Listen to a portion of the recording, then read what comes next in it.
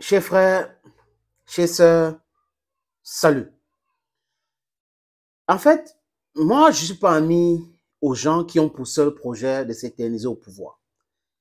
Je n'ai pas une sympathie pour les gens qui utilisent leurs relations avec les impérialistes pour venir au pouvoir. Mais je suis aussi quelqu'un qui est sensible et qui pense, comme Charles Schwab, que le changement est inévitable. Et même les dirigeants qui se transforment en leaders, on doit les soutenir. C'est aussi comme ça que nous devrons avancer. La chasse aux sorciers et autres, quand vous savez que quelqu'un est en train de changer, n'est pas nécessaire. Et où celui qui soutenait des gens qui martyrisaient les Africains aujourd'hui, qui commencent à changer, c'est aussi une bonne chose parce que c'est aussi un enfant d'Afrique. Chers amis, chers frères, Congolais de Brazzaville, de Pointe-Noire, de quartier Poto-Poto, je vous salue. Le général Sassou Nguesso, bref, Denis Sassou Nguesso, aujourd'hui, était en Saint-Pétersbourg. Et le président congolais, c'est très important de le dire et de le féliciter. Parce que si on apporte des critiques constructives à ce qui concerne la façon que M. Sassou Nguesso est en train de gérer le Congo, comme ses pairs de la région de l'Afrique centrale, nous devons aussi de temps en temps apprécier quand ils disent des choses importantes, quand ils disent des vérités.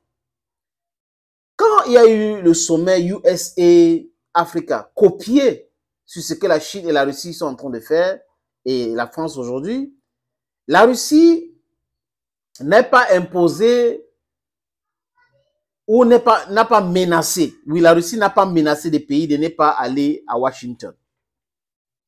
Quand la France organise son sommet France-Afrique, la Russie ne menace aucun pays de prendre part.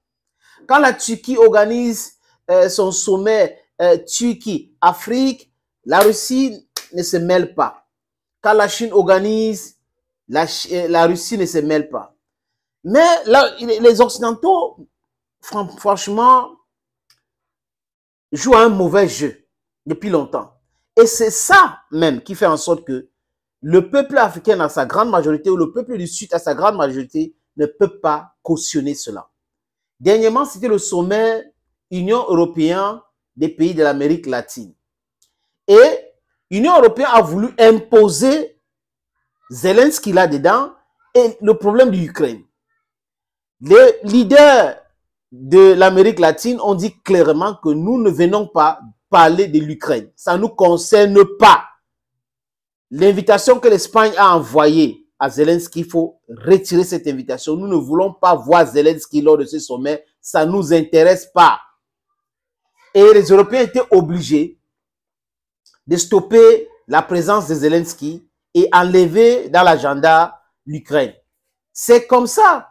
C'est pour cette raison que moi, je ne comprends pas pourquoi certains chefs d'État africains comme Mbalou, comme comment il s'appelle, Macky Sall, partent en Ukraine pour parler, partent en Russie, en Saint-Pétersbourg pour parler de l'Ukraine. L'Ukraine. Les Africains ont un problème sérieux. Ce qui se passe en Tunisie, ils ne parlent pas. La façon animale que les Africains sont traités en Tunisie par ces racistes qu'on appelle Kais Saïd, ils n'en parlent pas.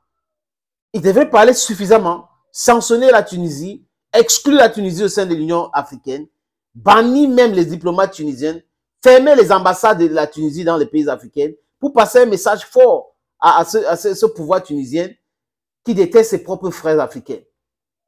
Mais ça ne les intéresse pas. C'est Ukraine, blé ukrainien comme Macky Sall, la commercialisation de blé ukrainien. Il est devenu un commercial des Américains et de l'Union européenne. Mbalou, guerre en Ukraine, la paix en Ukraine. Il y a Azaï, le président des îles Comoriennes. Un pays que la France a créé le coup d'État beaucoup comme ça là. Je parle comme chez moi à Ekona. Beaucoup comme ça là. Un pays que la France est en train de retenir une partie de ces territoires qu'on appelle Mayotte. Esaïe vient, il nous parle de paix en Ukraine. Mais le président comorien devrait avoir honte de lui-même. Pourquoi ils ne font pas ce discours de paix au Soudan, paix en Libye, paix en Tunisie? Parce que l'Afrique a des problèmes. Paix au Burkina Faso, paix au Mali. Azaï, oui, comme les médias sont là, il faut montrer que non, nous, on est quelqu'un quand même de très important, nous parlons aussi. Mais ils sont inaudibles. Vous ne pouvez pas voir que votre maison est en train de se brûler. Vous ne réglez pas les problèmes de votre maison, vous parlez des problèmes des autres personnes. C'est-à-dire que le sommet Russia-Africa, l'Ukraine vient faire quoi là-dedans? L'Europe vient faire quoi là-dedans? Les États-Unis viennent faire quoi là-dedans? Rien.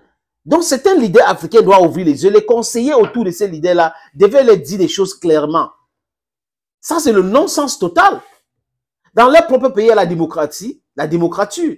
Ils sont en train de martyriser les gens, ils sont en train de piétiner les gens, les droits des gens. Mais ils parlent parler de la paix en Ukraine. Ça nous concerne en quoi? La jeunesse africaine qui cherche l'emploi là. La jeunesse africaine qui est mal éduquée. La jeunesse africaine qui a des problèmes de santé. Ça concerne l'Afrique en quoi? Et voilà les problèmes qu'on peut évoquer. Les infrastructures routières, l'électricité, la santé, l'éducation, on peut évoquer tous ces problèmes-là. Et laisser l'Ukraine et les Européens, les Américains gérer leurs affaires avec les Russes. Comportons-nous comme les Chinois. Si les Chinois sont invités pour parler de la crise en Ukraine, ils en parlent. Mais quand ça bouille, ils se mettent de côté.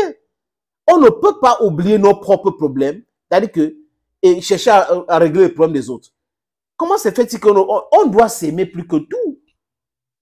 We have to love ourselves more than everything. Africans' problems should come first before Europeans' problems, before Ukrainian problems. So we should talk our problems first. Et Sassou Nguesso, comme Mbalou, le président Sassou Nguesso, a expliqué comment c'était difficile d'arriver en Russie. Mais ils sont allés. Et tout le monde parle du succès. La France, l'Union européenne, l'Allemagne, les États-Unis ont voulu que ce soit un échec retentissant. Parce que là, soi-disant, isolement de la Russie devrait marcher. Mais seulement, petit à petit, ils voient qu'ils ne représentent absolument rien aux yeux du monde entier. Le peuple du Grand Sud les regarde avec mépris. On comprend que c'est les gens qui prêchent quelque chose et ne le pratiquent pas. Comme avait dit une personne, qu'il y a un prêtre qui avait dit, pratique ce que je vous dis et pas ce que je fais. Ah oui, c'est comme ça. Nous ne sommes pas vos moutons. Et Sassou Nguesso a eu des difficultés pour arriver à Saint-Pétersbourg. Mbalou a eu ça, beaucoup de chefs d'État ont eu ça, mais ils sont allés, 49 pays étaient représentés à Saint-Pétersbourg, 49 pays sur 54. Et si ce n'est que 3 pays, comme a dit le président Sassou Nguesso, c'était un succès. Les amis, je vous suggère d'écouter le président congolais, Denis Sassou Nguesso. Beaucoup de forces ont travaillé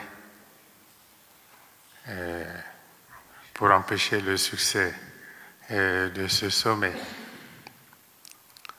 Et nous-mêmes avons eu d'énormes difficultés pour arriver ici. Et l'avion que nous avons pris en location